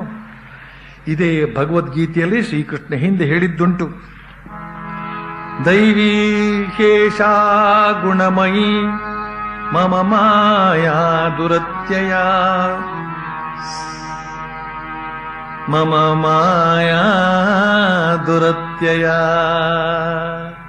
ಸತ್ವರಜಸ್ತಮೋ ಗುಣಗಳೆಂಬ ತ್ರಿಗುಣಗಳಿಂದ ಕೂಡಿದ ಈ ನನ್ನ ಮಾಯೆಯನ್ನ ಅತಿಕ್ರಮಿಸಿ ಹೋಗತಕ್ಕಂತಹ ಕೆಲಸ ಅತ್ಯಂತ ದುಷ್ಕರ ಅಂತ.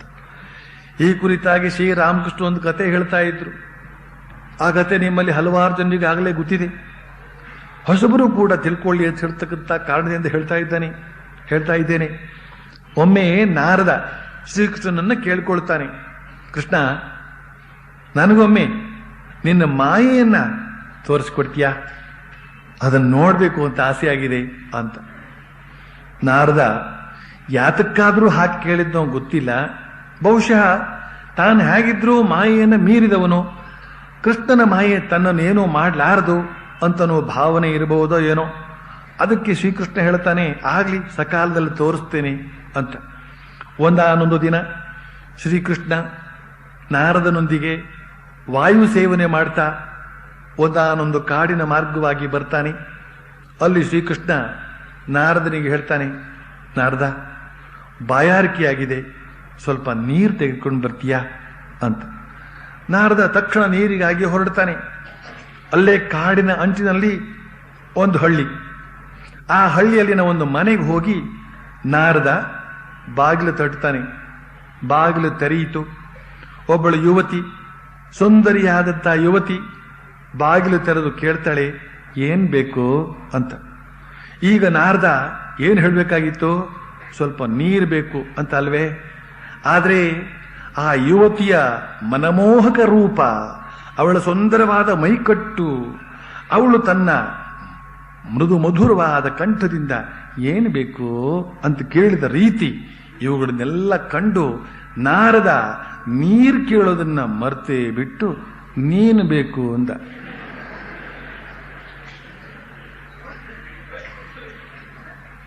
ನನಗೆ ನಿನ್ನ ಮೇಲೆ ಪ್ರೇಮ ಉಂಟಾಗಿದೆ, ನೀನು ನನ್ನನ್ನ ಮದುವೆ ಆಗ್ತೀಯಾ ಅಂತ ಕೇಳ್ದ. ಅದಕ್ಕೆ ಆ ಯುವತಿ ಹೇಳ್ತಾಳೆ, ನನ್ನ ತಂದೆ ಒಪ್ಪಿದ್ರೆ ಆಗ್ಬಹುದು ಅಂತ. ನಾರದನಿಗೆ ಬಹಳ ಸಂತೋಷವಾಗುತ್ತೆ. ಹುಡುಗಿಯ ತಂದೆಯನ್ನು ಕೇಳ್ತಾನೆ. ಆ ತಂದೆಯೂ ಕೂಡ ಒಪ್ಪಿಕೊಳ್ತಾನೆ. ಮದುವೆಯೂ ಆಗಿಯೇ ಹೋಯ್ತು. ನಾರದ ಅಲ್ಲೇ ಸಂಸಾರ ಹೂಡ್ದ. ಕೆಲವು ವರ್ಷಗಳು ಕಳೆದವು. ಸುಮಾರು 12 ವರ್ಷಗಳೇ ಸಂದುವು. ನಾರದನಿಗೆ ಈಗ 2 ಮಕ್ಕಳಾಗಿವೆ. ಹೆಂಡತಿ ಮಕ್ಕಳೊಂದಿಗೆ ನಾರದ ಆನಂದದಿಂದ ಇದ್ದಾನೆ. ಅಂದಿಗೆ ಅದೇ ಸುಖ, ಇಂದಿಗೆ ಇದೇ ಸುಖ. ಆದರೆ ಯಾವುದೋ ಒಂದು ವರ್ಷ ವಿಪರೀತ ಮಳೆ ಹೊಡೆದು ಭಯಂಕರ ಪ್ರವಾಹ ಉಕ್ಕಿ ಬಂತು. ಎಲ್ಲೆಲ್ಲೂ ನೀರು. ನಾರದನ ಮನೆಯೊಳಗೂ ನೀರು. ನೀನು ನೀರಿಗಾಗಿ ಬಂದವನು ಅನ್ನೋದು ನೆನಪಿದೆಯೇ ನಿನಗೆ ಅಂತ ಕೇಳು ಹಾಗೆ ಈ ನೀರು ಅವನ ಮನೆಯೊಳಗೂ ನುಗ್ಗಿದೆ. ಈಗ ನಾರದ ತನ್ನನ್ನು, ತನ್ನ ಹೆಂಡತಿ ಮಕ್ಕಳನ್ನು ರಕ್ಷಿಸಿಕೊಳ್ಳಬೇಕಾಗಿದೆ. ನಾರದ ತನ್ನ ಮಕ್ಕಳೆರಡನ್ನೂ ಭುಜದ ಮೇಲೆ ಇಟ್ಕೊಂಡು, ಹೆಂಡತಿಯನ್ನು ಕರೆದುಕೊಂಡು ನೆರೆ ನೀರನ್ನು ದಾಟಿ ಎತ್ತರದ ಪ್ರದೇಶಕ್ಕೆ ಹೊರಟಿದ್ದಾನೆ. ಆದರೆ ಈ ನಡುವೆ ಒಂದು ಪ್ರಬಲವಾದ ಅಲೆ ಬಂದು ಅವನ ಹೆಂಡತಿಯನ್ನು ಕೊಚ್ಚಿಕೊಂಡು ಹೊರಟು ಹೋಯಿತು. ನಾರದನಿಗೆ ಬಹಳ ದುಃಖವಾಯಿತು. ಈ 2 ಮಕ್ಕಳನ್ನಾದರೂ ಕಾಪಾಡಿಕೊಳ್ಳೋಣ ಅಂತ ಯೋಚಿಸ್ತಾನೆ. ಆದರೆ ಅಷ್ಟೊತ್ತಿಗೆ ಇನ್ನೊಂದು ಭಯಂಕರವಾದ ಅಲೆ ಬಂದು ಅವನ ಭುಜಗಳ ಮೇಲಿದ್ದಂತಹ ಒಂದು ಮಗುವನ್ನು ಸೆಳೆದುಕೊಂಡು ಹೋಯಿತು. ನಾರದನಿಗೆ ಮತ್ತಷ್ಟು ದುಃಖವಾಯಿತು. ಆದರೆ ಅವನ ದುಃಖ ಅಷ್ಟಕ್ಕೆ ನಿಲ್ಲುವಂತಿರಲಿಲ್ಲ. ಗಾಳಿ ಮಳೆ ಅಧಿಕವಾಗಿ ಬಿಟ್ಟಿದೆ. ಈಗ ಮತ್ತೂ ಒಂದು ಭಯಂಕರ ಅಲೆ ಎದ್ದು ನಾರದನ ಭುಜದ ಮೇಲಿದ್ದಂತಹ ಮತ್ತೊಂದು ಮಗುವನ್ನು ಕೂಡ ಸೆಳೆದುಕೊಂಡು ಹೊರಟು ಹೋಯಿತು.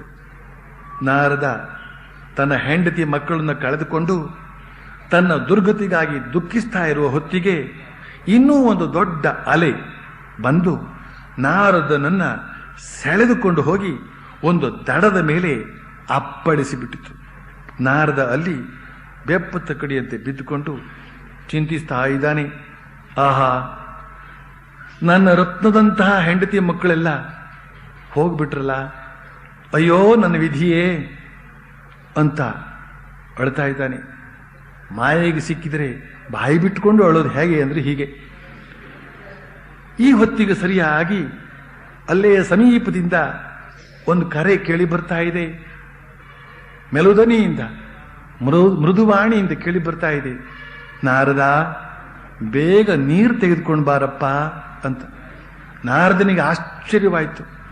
ಈ ನಿರ್ಜನ ಪ್ರದೇಶದಲ್ಲಿ ಇದ್ಯಾರಪ್ಪ ನೀರು ಕೇಳ್ತಾ ಇದ್ದಾರೆ ಅಂತ. ಅಲ್ಲದೆ ನನ್ನ ಹೆಸರು ಬೇರೆ ಹೇಳ್ತಾರೆ ಇದ್ದಾರೆ ಅಂತ. ಎದ್ದು ಅಲ್ಲೇ ಸುತ್ತಮುತ್ತ ಹುಡುಕಾಡಿ ನೋಡ್ತಾನೆ. ಆಶ್ಚರ್ಯ, ಶ್ರೀಕೃಷ್ಣ ನೀರು ಕೇಳ್ತಾ ಇದ್ದಾನೆ. ಏನಪ್ಪ ನಾರದ, ನೀರು ತೆಗೆದುಕೊಂಡು ಬಾ ಅಂತಂದ್ರೆ ಎಲ್ಲಿಗೆ ಹೋದಿಯೋ ನೀನು? ಅರ್ಧ ಗಂಟೆಯಿಂದ ನಿನಗಾಗಿ ಕಾದು ಕುಳಿತು ಸಾಕಾಯ್ತ್ಕೊಣು ಅಂತ ಹೇಳ್ತಾ ಇದ್ದಾನೆ ಶ್ರೀಕೃಷ್ಣ. ಕೇವಲ ಅರ್ಧ ಗಂಟೆ ಆಯ್ತಂತೆ ನಾರದ ನೀರಿಗೆ ಹೋಗಿ. ಆದರೆ ಅವನು ಅಲ್ಲಿ 12 ವರ್ಷಗಳ ಕಾಲ ಸಂಸಾರ ಹೂಡಿ ಬಂದಿದ್ದಾನೆ. ಇದೇ ಮಾಯೆ. ನಾರದನಿಗೆ ಶ್ರೀಕೃಷ್ಣನ ಮಾಯೆಯ ಪರಿಚಯವಾಯಿತು. ಇಂತಹ ಬಲವತ್ತರವಾದ ಮಾಯೆಗೆ ಒಳಗಾದಂತಹ ಮನುಷ್ಯ ಮಾಯಾತೀತನಾದ ಪರಬ್ರಹ್ಮ ವಸ್ತುವನ್ನ ಕುರಿತು ಧ್ಯಾನಿಸುವ ಬಗೆ ಹೇಗೆ, ಸಾಕ್ಷಾತ್ಕರಿಸಿಕೊಳ್ಳುವ ಬಗೆ ಹೇಗೆ? ಆದ್ರಿಂದ ಶ್ರೀಕೃಷ್ಣ ಹೇಳಿದ್ದು ದೈವಿ ಹೇಷ ಗುಣಮಯಿ ಮಮ ಮಾಯಾ ದುರತ್ಯಯ. ತ್ರಿಗುಣಗಳಿಂದ ಕೂಡಿದ ಈ ನನ್ನ ಮಾಯೆಯನ್ನು ಅತಿಕ್ರಮಿಸುವುದು ದುಷ್ಕರವಾದದ್ದು ಅಂತ. ಸ್ವಾಮಿ ವಿವೇಕಾನಂದರು ತಮ್ಮ ಜ್ಞಾನಯೋಗ ಅಂತ ಹೇಳ್ತಕ್ಕಂತಹ ಗ್ರಂಥದಲ್ಲಿ ಮಾಯೆಯ ಬಗ್ಗೆ ಹೇಳ್ತಾರೆ. ಮರಣವೆಂಬ ಭೀಕರ ಘಟನೆಯೊಂದು ಇದೆ. ಪ್ರಪಂಚವೆಲ್ಲ ಮೃತ್ಯುವಿನ ಕಡೆಗೆ ಧಾವಿಸುತ್ತಿದೆ. ಪ್ರಪಂಚದಲ್ಲಿ ಪ್ರತಿಯೊಂದೂ ನಶಿಸಿ ಹೋಗುತ್ತಿದೆ. ನಮ್ಮ ಅಭಿವೃದ್ಧಿ, ಪ್ರತಿಷ್ಠೆ, ವೈಭವ, ಐಶ್ವರ್ಯ, ಪಾಂಡಿತ್ಯ ಇವೆಲ್ಲಕ್ಕೂ ಒಂದು ಅಂತ್ಯವಿದೆ. ಇವೆಲ್ಲವೂ ನಮ್ಮ ಮರಣದೊಂದಿಗೆ ಮುಕ್ತಾಯಗೊಳ್ಳುತ್ತದೆ. ನಗರಗಳು ಆಗಿ ಹೋದುವು, ಚಕ್ರಾಧಿಪತ್ಯಗಳು ಅಳಿದು ಹೋದುವು, ಅಸಂಖ್ಯಾತ ಗ್ರಹಗಳು ಚೂರು ಚೂರಾಗಿ ಧೂಳಿ ಕಣಗಳಾಗಿ ಇತರ ಗ್ರಹಗಳ ವಾತಾವರಣಕ್ಕೆ ಸಿಕ್ಕಿ ತೇಲಾಡುತ್ತಿವೆ. ಅನಾದಿ ಕಾಲದಿಂದಲೂ ಆಗುತ್ತಿರುವುದೇ ಹೀಗೆ. ಮೃತ್ಯುವೇ ಎಲ್ಲದರ ಅಂತ್ಯ. ಜೀವನ, ಸೌಂದರ್ಯ, ಅಧಿಕಾರ, ಐಶ್ವರ್ಯ ಮತ್ತು ನಮ್ಮ ಸದ್ಗುಣಗಳು ಇವುಗಳ ಅಂತವೂ ಕೂಡ ಮೃತ್ಯುವೇ. ಸಾಧು ಪುರುಷರು ಸಾಯುವರು, ಪಾಪಿಗಳು ಸಾಯುವರು, ರಾಜರು ಸಾಯುವರು, ಬಿಕಾರಿಗಳು ಸಾಯುವರು. ಎಲ್ಲರೂ ಮೃತ್ಯು ಮುಖದೆಡೆಗೆ ಹೋಗುತ್ತಿರುವರು. ಆದರೂ ಜೀವನದ ಮೇಲೆ ಎಲ್ಲರಿಗೂ ಪ್ರಚಂಡ ಆಸಕ್ತಿ. ಅಂತೂ ಏಕೋ ಏನೋ ನಮಗೆ ಗೊತ್ತಿಲ್ಲ, ನಾವೆಲ್ಲ ಜೀವನದಲ್ಲಿ ಆಸಕ್ತರಾಗಿದ್ದೇವೆ. ನಾವು ತ್ಯಾಗ ಮಾಡಲಾರೆವು. ಇದೇ ಮಾಯೆ. ತಾಯಿಯೊಬ್ಬಳು ತನ್ನ ಮಗುವನ್ನು ಅತಿ ಜಾಗರೂಕತೆಯಿಂದ ಪೋಷಿಸುತ್ತಾಳೆ. ಅವಳ ಮನಸ್ಸೆಲ್ಲ ಆ ಮಗುವಿನಲ್ಲಿದೆ, ಅವಳ ಪ್ರಾಣವೆಲ್ಲ ಆ ಮಗುವಿನಲ್ಲಿದೆ. ಮಗು ಬೆಳೆಯುತ್ತದೆ, ಮನುಷ್ಯನಾಗುತ್ತದೆ. ಆ ಮನುಷ್ಯ ಬಹುಶಃ ಒಬ್ಬ ಪಾತಕಿಯೋ ನೀಚನೋ ಆಗಿ ಪ್ರತಿದಿನ ಆ ತಾಯಿಯನ್ನು ಒದೆಯುತ್ತಾನೆ, ಹೊಡೆಯುತ್ತಾನೆ. ಆದರೂ ತಾಯಿಗೆ ಮಗನ ಮೇಲೆ ಆಸಕ್ತಿ. ಅವಳು ಅದನ್ನು ಪುತ್ರ ಪ್ರೇಮ ಎಂದು ಭಾವಿಸುತ್ತಾಳೆ. ಆದರೆ ಅದು ಪ್ರೇಮವಲ್ಲ, ಅದು ಕೇವಲ ಮೋಹ. ಆದರೆ ಎಷ್ಟು ಪ್ರಯತ್ನ ಪಟ್ಟರೂ ಅವಳು ಅದರಿಂದ ಪಾರಾಗಲು ಸಾಧ್ಯವಿಲ್ಲ. ತಾನಿರುವ ಬಂಧನವನ್ನು ಮೀರಿ ಹೋಗಲು ಅಸಾಧ್ಯ ಎಂಬುದನ್ನು ಅವಳು ಅರಿಯಳು. ಇದೇ ಮಾಯೆ. ನಾವೆಲ್ಲ ಮಾಯಾ ಜಿಂಕೆಯನ್ನು ಹಿಂಬಾಲಿಸುತ್ತಿದ್ದೇವೆ. ಪ್ರತಿಯೊಬ್ಬನೂ ತನಗೆ ಅದು ಸಿಕ್ಕುವುದೆಂದೇ ಭಾವಿಸುತ್ತಾನೆ. ಪ್ರತಿಯೊಬ್ಬ ಬುದ್ಧಿವಂತನೂ ತಾನು ಗೆಲ್ಲುವ ಸಂಭವವಿದೆ ಎಂದು ಭಾವಿಸಿಯೇ ಅದಕ್ಕಾಗಿ ಹೋರಾಡುತ್ತಾನೆ. ಇದೇ ಮಾಯೆ. ನಮ್ಮ ಪ್ರಪಂಚದಲ್ಲಿ ಹಗಲು ರಾತ್ರಿ ಮೃತ್ಯು ಸಂಚರಿಸುತ್ತಿದೆ. ಆದರೂ ನಾವು ಮಾತ್ರ ಶಾಶ್ವತವಾಗಿ ಬಾಳುವವರು ಎಂದು ಭಾವಿಸುತ್ತೇವೆ. ಧರ್ಮರಾಯನನ್ನು ಒಬ್ಬ ಯಕ್ಷ ಕೇಳುತ್ತಾನೆ, ಈ ಪ್ರಪಂಚದಲ್ಲಿ ಅತ್ಯಂತ ವಿಚಿತ್ರವಾದ ವಿಷಯ ಯಾವುದು ಅಂತ. ಅದಕ್ಕೆ ಧರ್ಮರಾಯ ಹೇಳುತ್ತಾನೆ, ಪ್ರತಿದಿನವೂ ನಮ್ಮ ಸುತ್ತಮುತ್ತ ಜನ ಸಾಯುತ್ತಿರುವುದು ಕಂಡುಬರುತ್ತಿದೆ. ಆದರೂ ಮನುಷ್ಯ ತಾನು ಮಾತ್ರ ಸಾಯುವುದಿಲ್ಲ ಎಂದು ಭಾವಿಸುತ್ತಾನೆ ಎಂದು. ಇದೇ ಮಾಯೆ. ಪ್ರಾಣಿಗಳು ಸಸ್ಯಗಳ ಮೇಲೆ ಜೀವಿಸುತ್ತವೆ, ಮನುಷ್ಯ ಪ್ರಾಣಿಗಳ ಮೇಲೆ ಜೀವಿಸುತ್ತಾನೆ. ಅತಿ ಹೀನವಾದುದೆಂದರೆ ಮನುಷ್ಯರ ಮೇಲೆ ಜೀವಿಸುವುದು, ಬಲಾಢ್ಯನು ಬಲಹೀನನ ಮೇಲೆ ಜೀವಿಸುವುದು. ಪ್ರಪಂಚದಲ್ಲೆಲ್ಲ ಇದು ನಡೆಯುತ್ತಿದೆ. ಇದೇ ಮಾಯೆ. ಇದಕ್ಕೇನು ಪರಿಹಾರ? ಇದಕ್ಕೆ ನಾವು ಪ್ರತಿದಿನ ಹಲವು ಸಮಾಧಾನಗಳನ್ನು ಕೇಳುತ್ತಿರುತ್ತೇವೆ. ಕೊನೆಗೆ ಎಲ್ಲವೂ ಶುಭವಾಗುವುದೆಂದು ಹೇಳುತ್ತಾರೆ. ಇದು ಸಾಧ್ಯವೆಂದು ಒಪ್ಪಿಕೊಂಡರೂ ಈ ರಾಕ್ಷಸೀ ವಿಧಾನವೇ ಏತಕ್ಕೆ ಶುಭವನ್ನು ಮಾಡಬೇಕು? ಇಂತಹ ಆಸುರಿ ಮಾರ್ಗವನ್ನು ತೊರೆದು ಶುಭವನ್ನು ಶುಭದ ಮೂಲಕವೇ ಸಾಧಿಸಲು ಸಾಧ್ಯವಿಲ್ಲವೇ? ಭವಿಷ್ಯದಲ್ಲಿ ಬರಲಿರುವ ಮಾನವರ ವಂಶಜರು ಸುಖವಾಗಿರುತ್ತಾರೆ ಎನ್ನುತ್ತಾರೆ. ಆದರೆ ಈಗ ಏತಕ್ಕೆ ಇಷ್ಟೊಂದು ಕಷ್ಟವಿರಬೇಕು? ಇದಕ್ಕೆ ಪರಿಹಾರ ಇಲ್ಲ. ಇದೇ ಮಾಯೆ. ಹೀಗೆ ಸ್ವಾಮಿ ವಿವೇಕಾನಂದರು ಇನ್ನೂ ಹಲವಾರು ವಿಚಾರಗಳನ್ನು ಈ ಮಾಯೆಯ ಸಂಬಂಧವಾಗಿ ಹೇಳ್ತಾರೆ.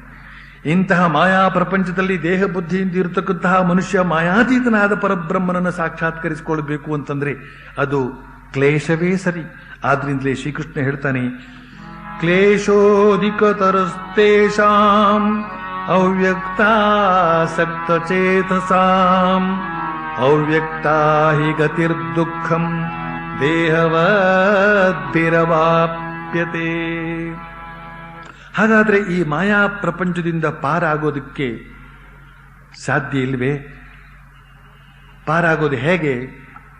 ಈ ಮೃತ್ಯು ಸಂಸಾರವನ್ನು ದಾಟೋದು ಹೇಗೆ? ಅದಕ್ಕೆ ಶ್ರೀಕೃಷ್ಣ ಒಂದು ಸುಲಭ ಮಾರ್ಗವನ್ನು ಹೇಳಿಕೊಡ್ತಾ ಇದ್ದಾನೆ. ಏತು ಸರ್ವಾಣಿ ಕರ್ಮಾಣಿ ಮಯಿ ಸನ್ಯಸ್ಯ ಮತ್ಪರಾಃ ಅನನ್ಯೇನೈವ ಯೋಗೇನ ಮಾಂ ಧ್ಯಾಯಂತ ಉಪಾಸತೆ ತೇಷಾಮಹಂ ಸಮುದ್ಧರ್ತಾ ಮೃತ್ಯು ಸಂಸಾರ ಸಾಗರಾತ್ ಭವಾಮಿ ನ ಚಿರಾತ್ ಪಾರ್ಥ ಮಯ್ಯಾವೇಶಿತ ಚೇತಸಾಂ. ಆದರೆ ಯಾರು ಸರ್ವಕರ್ಮಗಳನ್ನು ನನ್ನಲ್ಲಿ ಸಮರ್ಪಣೆ ಮಾಡಿ ನನ್ನನ್ನೇ ಶ್ರೇಷ್ಠನೆಂದು ತಿಳಿದು ಅನನ್ಯ ಯೋಗದಿಂದ ನನ್ನನ್ನೇ ಧ್ಯಾನಿಸುತ್ತ ಉಪಾಸನೆ ಮಾಡುತ್ತಾರೆಯೋ ಮತ್ತು ನನ್ನಲ್ಲಿಯೇ ನೆಟ್ಟ ಮನಸ್ಸುಳ್ಳವರಾಗುತ್ತಾರೆಯೋ ಅಂತಹವರನ್ನು ನಾನು ಬಹಳ ಬೇಗ ಮೃತ್ಯುರೂಪವಾದ ಸಂಸಾರ ಸಾಗರದಿಂದ ಉದ್ಧಾರ ಮಾಡ್ತೇನೆ ಅಂತ ಹೇಳ್ತಾನೆ ಶ್ರೀಕೃಷ್ಣ.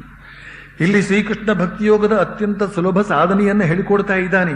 ಹಾಗೂ ಅಂತಹ ಭಕ್ತರನ್ನು ತಾನು ಅತ್ಯಂತ ಶೀಘ್ರದಲ್ಲಿಯೇ ಮೃತ್ಯು ಸಂಸಾರ ಸಾಗರದಿಂದ ಮೇಲೆತ್ತುವುದಾಗಿ ಭರವಸೆಯನ್ನೂ ಕೊಡ್ತಾ ಇದ್ದಾನೆ. ನಿಜಕ್ಕೂ ಇದು ಭಕ್ತರ ಪಾಲಿಗೆ ಆಶಾದಾಯಕವೂ ಆಗಿದೆ, ಲಾಭದಾಯಕವೂ ಆಗಿದೆ. ಇಲ್ಲಿ ಭಗವಂತ ಶ್ರೀಕೃಷ್ಣ ಅರ್ಜುನನಿಗೆ ಭಕ್ತಿಯೋಗಾಭ್ಯಾಸದ 2 ಮುಖ್ಯಾಂಶಗಳನ್ನು ಹೇಳ್ತಾ ಇದ್ದಾನೆ. ಒಂದನೆಯದು ಸರ್ವಕರ್ಮಗಳನ್ನು ತನಗೆ ಅರ್ಪಿಸುವಂತಹದ್ದು, ಎರಡನೆಯದು ಮನಸ್ಸನ್ನು ಅವನಲ್ಲೇ ನೆಲೆಗೊಳಿಸಿ ಅನನ್ಯ ಯೋಗದಿಂದ ಅವನನ್ನು ಧ್ಯಾನಿಸುವಂತಹದ್ದು. ಸರ್ವಕರ್ಮಗಳನ್ನು ಶ್ರೀಕೃಷ್ಣನಾದಂಥ ಶ್ರೀಕೃಷ್ಣ ಭಗವಂತನಿಗೆ ಅರ್ಪಿಸೋದು ಅಂತಂದ್ರೆ ಯಾವ ಯಾವ ಕೆಲಸಗಳನ್ನ ಅಂತನ್ನುವ ಒಂದು ಪ್ರಶ್ನೆ ಹೇಳುತ್ತೆ. ಇದನ್ನ ಶ್ರೀಕೃಷ್ಣ ಈ ಹಿಂದೆಯೇ ತಿಳಿಸಿಕೊಟ್ಟಿದ್ದಾನೆ. ಯತ್ ಕರೋಷಿ ಯದಶ್ನಾಸಿ ಯತ್ ಜುಹೋಷಿ ದದಾಸಿ ಯತ್ ತಪಸ್ಯಸಿ ಕೌಂತೇಯ ತತ್ ಕುರುಷ್ವ ಮದರ್ಪಣಂ. ಅರ್ಜುನ, ನೀನು ಏನೇನು ಕೆಲಸಗಳನ್ನು ಮಾಡ್ತೀಯೋ, ಏನೇನು ಆಹಾರವನ್ನು ತಿನ್ನುತ್ತೀಯೋ, ಏನೇನು ಪೂಜೆಯನ್ನು ಮಾಡ್ತೀಯೋ, ಯಾವ ಯಾವ ತಪಸ್ಸನ್ನು ಆಚರಿಸ್ತೀಯೋ, ಯಾವ ದಾನವನ್ನು ಮಾಡ್ತೀಯೋ ಅದೆಲ್ಲವನ್ನು ನನಗರ್ಪಿಸಿ ಬಿಡು ಅಂತ. ಶ್ರೀಕೃಷ್ಣಾರ್ಪಣಮಸ್ತು. ನಾವು ನಮ್ಮ ಲೌಕಿಕ ಜೀವನವನ್ನು ನಡೆಸೋದಕ್ಕಾಗಿ ಬಗೆ ಬಗೆಯ ಉದ್ಯೋಗಗಳನ್ನು ಮಾಡಬೇಕಾಗುತ್ತೆ. ಆ ಕರ್ಮಗಳನ್ನೆಲ್ಲ ನಾವು ಸ್ವಾಭಿಮಾನದಿಂದ ಅಥವಾ ಅಹಂಭಾವನೆಯಿಂದ ಮಾಡಿದರೆ ಒಂದು ಬಗೆಯ ಪರಿಣಾಮ ಉಂಟಾಗುತ್ತೆ. ಅದೇ ಕೆಲಸಗಳನ್ನೇ ಭಗವದರ್ಪಣ ಬುದ್ಧಿಯಿಂದ ಮಾಡಿದಾಗ ಇನ್ನೊಂದು ಬಗೆಯ ಪರಿಣಾಮ ಉಂಟಾಗುತ್ತೆ. ಯಾವುದು ಆ ಪರಿಣಾಮಗಳು ಅಂತಂದ್ರೆ, ಅಹಂಭಾವನೆಯಿಂದ ಮಾಡಿದಾಗ ಆ ಕರ್ಮಗಳು ಸಂಸ್ಕಾರ ರೂಪದಿಂದ ನಮಗೆ ಪಾಶಗಳಾಗಿ ಪರಿಣಮಿಸುತ್ತವೆ. ಈ ಕರ್ಮ ಪಾಶವೇ ಜನನ ಮರಣಗಳ ಚಕ್ರಕ್ಕೆ ಚಾಲನೆಯನ್ನು ಕೊಡುವಂತಹದ್ದಾಗುತ್ತೆ. ಆದರೆ ಅದೇ ಕರ್ಮಗಳನ್ನ ಭಗವದರ್ಪಣ ಬುದ್ಧಿಯಿಂದ ಮಾಡಿದಾಗ ಆ ನಿಸ್ವಾರ್ಥ ದೃಷ್ಟಿ ಅಂತ ಹೇಳ್ತಕ್ಕಂಥದ್ದು ನಮ್ಮ ಮುಕ್ತಿಗೆ ಅಂದ್ರೆ ಬಿಡುಗಡೆಗೆ ಕಾರಣವಾಗಿಬಿಡುತ್ತೆ. ಅಲ್ಲದೆ ಭಗವದರ್ಪಣ ಬುದ್ಧಿಯಿಂದ ಕರ್ಮ ಮಾಡಿದಾಗ ಅದು ಪೂಜೆಯಾಗುತ್ತೆ. ಶ್ರೀರಾಮಕೃಷ್ಣರ ಸನ್ಯಾಸಿ ಶಿಷ್ಯರಾದ ಸ್ವಾಮಿ ಬ್ರಹ್ಮಾನಂದರು ಪ್ರತಿದಿನ ವ್ಯಾಯಾಮ ಮಾಡೋದಕ್ಕೆ ಮೊದಲು ಭಗವಂತನಿಗೆ ನಮಸ್ಕಾರ ಮಾಡ್ತಾ ಇದ್ರು ಮತ್ತು ವ್ಯಾಯಾಮ ಮುಗಿದ ಬಳಿಕ ಮತ್ತೊಮ್ಮೆ ಭಗವಂತನಿಗೆ ನಮಸ್ಕಾರ ಮಾಡ್ತಾ ಇದ್ರು. ಅವರ ಪಾಲಿಗೆ ಆ ವ್ಯಾಯಾಮ ಕೂಡ ಒಂದು ಭಗವತ್ ಕಾರ್ಯ. ನಾನು ಕೂಡ ಇಲ್ಲಿ ಉಪನ್ಯಾಸವನ್ನು ಪ್ರಾರಂಭಿಸುವಾಗ ಭಗವತ್ ಪ್ರಾರ್ಥನೆಯಿಂದ ಪ್ರಾರಂಭಿಸ್ತೇನೆ, ಮುಗಿಸುವಾಗಲೂ ಕೂಡ ಭಗವತ್ ಪ್ರಾರ್ಥನೆಯಿಂದ ಮುಗಿಸ್ತೇನೆ. ನನ್ನ ಪಾಲಿಗೆ ಈ ಉಪನ್ಯಾಸ ಕೊಡ್ತಕ್ಕಂಥ ಕಾರ್ಯ ಅಂತ ಹೇಳ್ತಕ್ಕಂಥದ್ದು ಕೇವಲ ಒಂದು ಕರ್ಮ ಅಲ್ಲ, ಅದೊಂದು ಪೂಜೆ. ನಾವು ಯಾವುದೇ ಕರ್ಮವನ್ನೇ ಆಗಲಿ ಮಾಡಲಿ, ಅದರಿಂದ ಭಗವಂತನಿಗೆ ಪ್ರೀತಿ ಆಯ್ತೇ ಅಂತ ಭಾವಿಸ್ತಾ ಇರಬೇಕು ಜೊತೆಯಲ್ಲಿ. ಇನ್ನೊಂದು ವಿಚಾರ ಏನಪ್ಪಾ ಅಂತಂದ್ರೆ, ನಾವು ಮಾಡ್ತಕ್ಕಂಥ ಅಸಂಖ್ಯಾತ ಕರ್ಮಗಳನ್ನು ಭಗವಂತನಿಗೆ ಅರ್ಪಣೆ ಮಾಡೋದ್ರಿಂದ ನಮ್ಮ ಮನಸ್ಸು ಸದಾ ಹಗೂರವಾಗಿರುತ್ತೆ. ಕರ್ಮದ ಭಾರ ಅಲ್ಲಿರೋದಿಲ್ಲ. ಇದರಿಂದಾಗಿ ನಮ್ಮ ಮನಸ್ಸಿಗೆ ಭಗವಂತನ ಧ್ಯಾನ ಮಾಡೋದು ಸುಲಭವಾಗಿ ಬಿಡುತ್ತೆ. ಶ್ರೀರಾಮಕೃಷ್ಣ ಹೇಳ್ತಾ ಇದ್ರು, ಯಾವಾಗಲೂ ಭಗವಂತನನ್ನು ಪ್ರಾರ್ಥಿಸಿಕೊಳ್ಬೇಕು, ಹೇ ಭಗವಂತ ನನ್ನ ಕೆಲಸ ಕಾರ್ಯಗಳನ್ನ ಸ್ವಲ್ಪ ಕಡಿಮೆ ಮಾಡಿಕೊಡು ಅಂತ. ಕೆಲಸಗಳು ಕಡಿಮೆ ಆಗೋದ್ರಿಂದ ಭಗವದ್ ಧ್ಯಾನಕ್ಕೆ ಹೆಚ್ಚು ಕಾಲಾವಕಾಶ ಸಿಕ್ಕುತ್ತೆ ಅಂತ.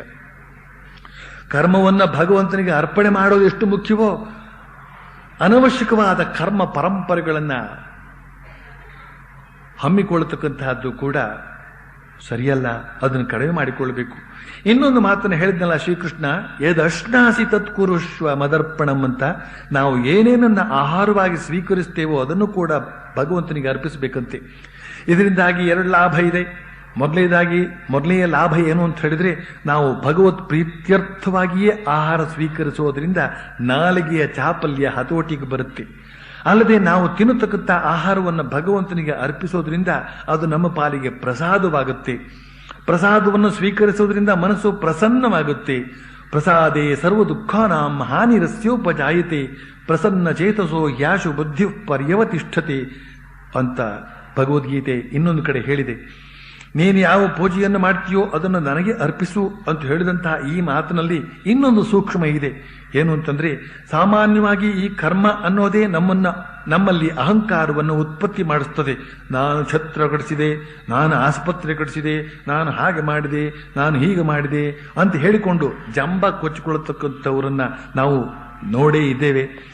ಈ ಅಹಂಕಾರಕ್ಕಿಂತಲೂ ಸೂಕ್ಷ್ಮವಾದಂತಹ ಹಾಗೂ ಅಪಾಯಕರವಾದಂತಹ ಇನ್ನೊಂದು ಅಹಂಕಾರ ಇದೆ. ಏನು ಅಂತ ಹೇಳಿದ್ರೆ, ನಾನು ಪ್ರತಿದಿನವೂ ತಪ್ಪದೆ ದೇವರ ಪೂಜೆ ಮಾಡಿದವನು, ನಾನು ಕೋಟಿಗಟ್ಟಲೆ ರಾಮಜಪ ಮಾಡಿದವನು ಅಂತ ಈ ಬಗೆಯ ಆಧ್ಯಾತ್ಮಿಕ ಅಹಂಕಾರ ಉದಯಿಸಿದಾಗ ಮನುಷ್ಯನ ಆಧ್ಯಾತ್ಮಿಕ ಪ್ರಗತಿ ಅಂತ ಹೇಳ್ತಕ್ಕಂಥದ್ದು ಸ್ಥಗಿತಗೊಳ್ಳುತ್ತೆ, ಕುಂಠಿತವಾಗುತ್ತೆ. ಆದ್ರಿಂದ ಶ್ರೀಕೃಷ್ಣ ಹೇಳ್ತಾನೆ, ಯಾವ ಪೂಜೆ ಮಾಡ್ತೀಯೋ ಅದನ್ನು ಕೂಡ ನನಗೆ ಅರ್ಪಣೆ ಮಾಡು ಅಂತ. ಯತ್ ತಪಸ್ಯಸಿ ತತ್ ಕುರುಷ್ವ ಮದರ್ಪಣಂ, ಯಾವ ತಪಸ್ಸನ್ನು ಆಚರಿಸಿಯೋ ಅದನ್ನು ಕೂಡ ನನಗೆ ಅರ್ಪಣೆ ಮಾಡು ಅಂತ ಹೇಳ್ತಕ್ಕಂಥ ಈ ಮಾತು ಕೂಡ ಬಹಳ ಮುಖ್ಯವಾದದ್ದು. ಯಾಕೆಂದ್ರೆ ತಪೋ ಮದ ಅಂತ ಹೇಳ್ತಕ್ಕಂಥದ್ದು ಕೂಡ ಬಹಳ ಬಂಧನಕಾರಿ. ಯದ್ ದದಾಸಿ ತತ್ ಕುರುಷ್ವ ಮದರ್ಪಣಂ, ಯಾವ ದಾನವನ್ನು ಮಾಡ್ತೀಯೋ ಅವೆಲ್ಲವನ್ನು ನನಗೆ ಸಮರ್ಪಣೆ ಮಾಡು ಅಂತ ಹೇಳ್ತಕ್ಕಂಥ ಈ ಮಾತನ್ನ ಅರ್ಥ ಮಾಡಿಕೊಳ್ಬೇಕಾದ್ರೆ ಬಸವಣ್ಣನವರ ಈ ವಚನವನ್ನ ನಾವು ಮನನ ಮಾಡಬೇಕಾಗುತ್ತೆ. ಮಾಡಿ ಮಾಡಿ ಕೆಟ್ಟರೋ ಮನವಿಲ್ಲದೆ, ಮಾಡಿ ಮಾಡಿ ಕೆಟ್ಟರೋ ಮನವಿಲ್ಲದೆ, ನೀಡಿ ನೀಡಿ ಕೆಟ್ಟರೋ ನಿಜವಿಲ್ಲದೆ, ಮಾಡಿ ಮಾಡಿ ಕೆಟ್ಟರೋ ಮನವಿಲ್ಲದೆ.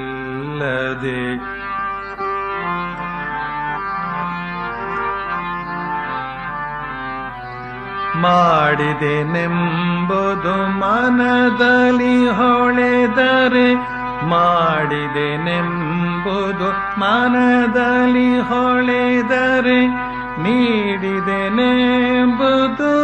ನಿಜದಲ್ಲಿ ತಿಳಿದರೆ, ಏಡಿಸಿ ಕಾಡಿತ್ತು ಶಿವನ ಡಂಗುರ, ಮಾಡಿ ಮಾಡಿ ಕೆಟ್ಟರು ಮನವಿಲ್ಲದೆ.